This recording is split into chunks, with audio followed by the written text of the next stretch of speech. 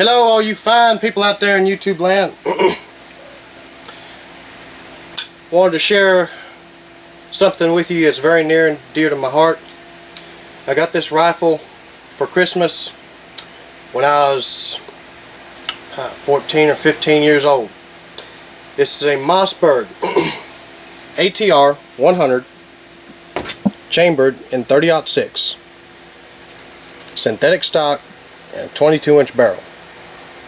Now, as you can see, it needs a little TLC, but I use this rifle a lot. This is my hog gun. I use this rifle pretty much for hog hunting, and that's about it. I've killed 1 or 2 deer with it, but for the most, it's hogs.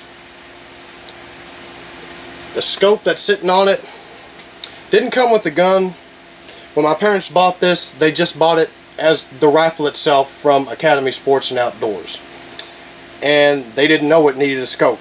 My parents aren't really, gun people per se. But it has a Centerfire Optics Adventure Series 4 to 16 variable magnification by 40mm objective, and it's got a mil-dot reticle on it. I don't know how well you're going to be able to see it, but I'm going to try. I'll have to edit this out. There it is. I don't know how well you can see it, but it has the mil-dots on it. Another cool feature that this scope has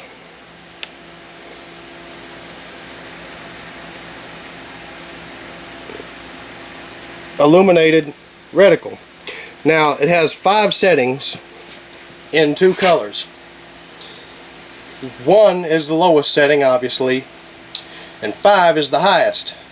This reticle glows red or green or off, and you turn it on with this knob, and if you take this off right here where it says center point optics, that's where the battery for this goes, and it has one of those annoying little coin batteries, but I don't really use the illuminated reticle, so I've never had to change it. Now, this sling is a Winchester Razor sling, a neoprene sling that's nice and stretchy, and it rides really good on my shoulder. And I'll tell you, I can walk for several miles with this gun on my shoulder through the woods stalking hogs, and it don't bother me a bit. Gun is fairly accurate. Of course, most of the shots I take with this rifle on hog hunts are within 50 yards. The scope has a adjustable parallax, which pretty much means that when you look through a scope at different distances, if it doesn't have that feature, at certain distances it's going to be a little foggy or fuzzy, however you want to describe it. With that adjustable parallax feature, what that does is it takes that fogginess away. It adjusts the scope for the approximate distance that you're looking at. This model has a 5-yard setting, a 10-yard setting, a 20-yard setting, 35, 50, and 100-yard setting, and an infinite setting. I keep mine at 100 because really, very rarely with my 30-aught do I shoot past 100 yards on hogs. Can I and have I? Yeah. Do I on a regular basis? No. Because down here in South Texas where I live, it's very brushy. There's not a whole lot of opportunities for a long shot, and even if there was one, with all of the oil field activity that's going on down here, it's just not a smart move. It's better to try to get in close and know you're going to hit your target, which I could hit mine from a long way away. I know that, especially with a scope, especially with this scope. But I just choose not to take the chance. I'm shooting 150 grain Hornadies out of this thing. And I'll tell you, it'll put a hurting on just about anything that I want to put a hurting on. But like I said, this is my bacon maker, and I don't really ever use it for anything else. Alright, y'all. Give you one more look at her.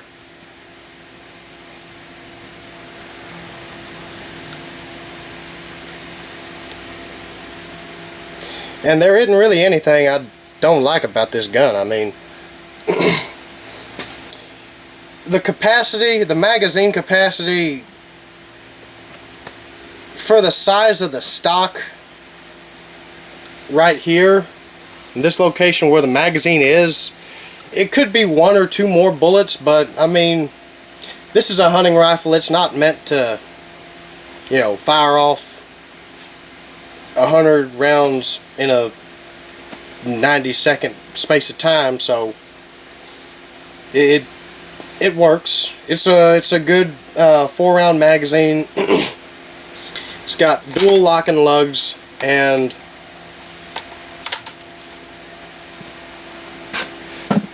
it's a push feed, which I like those a lot better because it's easier to load and unload the gun if you want to. And what I mean by that is, let me get this back in here. When you put a bullet in the magazine, when you load it in, the bolt catches the top of the rim and pushes it in. There's no positive control. I can take my finger here and move it if I really wanted to. See, I'm sliding that bullet up and down. All it's doing is just pushing it into the chamber.